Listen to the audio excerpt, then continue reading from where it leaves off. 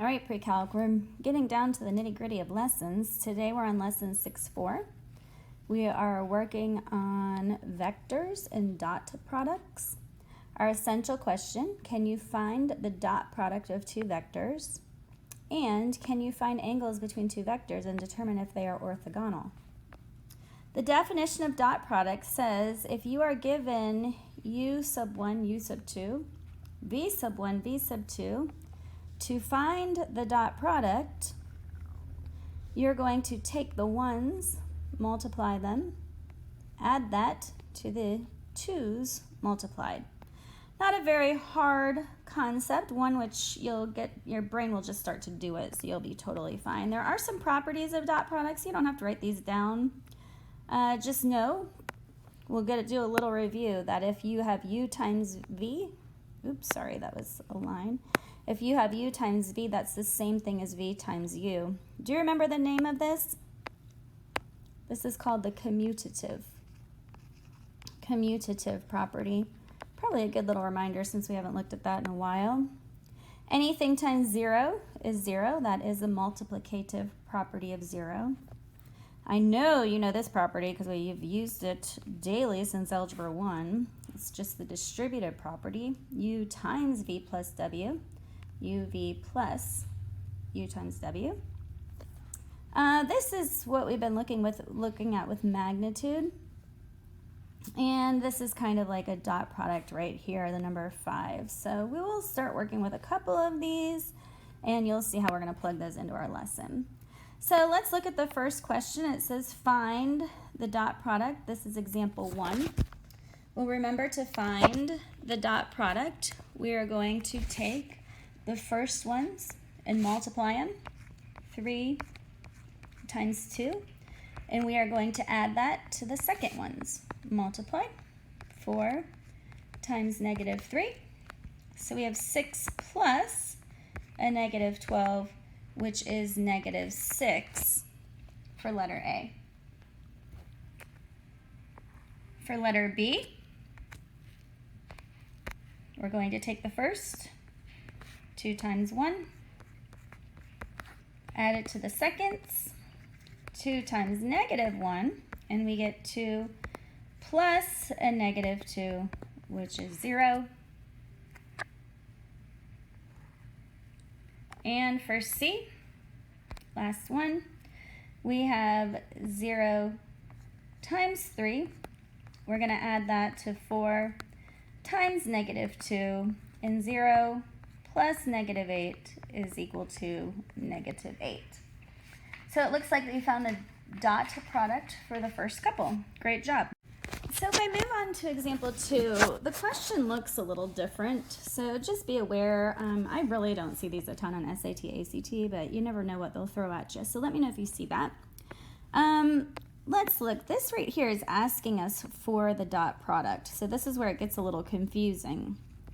So they're asking us for the dot product of u and v. So let's first do that. 3 times negative 2 plus 4 times 6. Negative 6 plus 24 is a positive 18. And then they're saying we want to distribute it through this w. So if I'm distributing that through 1 and negative 1, I know my answer is going to be 18 and negative 18. All right, so let's go ahead and look at the next one. Again, the next one just looks weird. You could do this 2 ways. You could either find the dot product. Well, you can multiply this. Your gut's probably going to say, let's multiply this 3 by 2 first. So if I multiply this 3 by 2, I get 2 and negative 2. And then you're probably reading the dot product of u. I'm going to write it out, which is 3, 4, and 2, negative 2. So remember, we're going to go ahead and multiply the first. 3 times negative 2.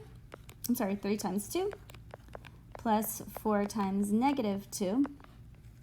6 and negative 8 gives us a negative 2.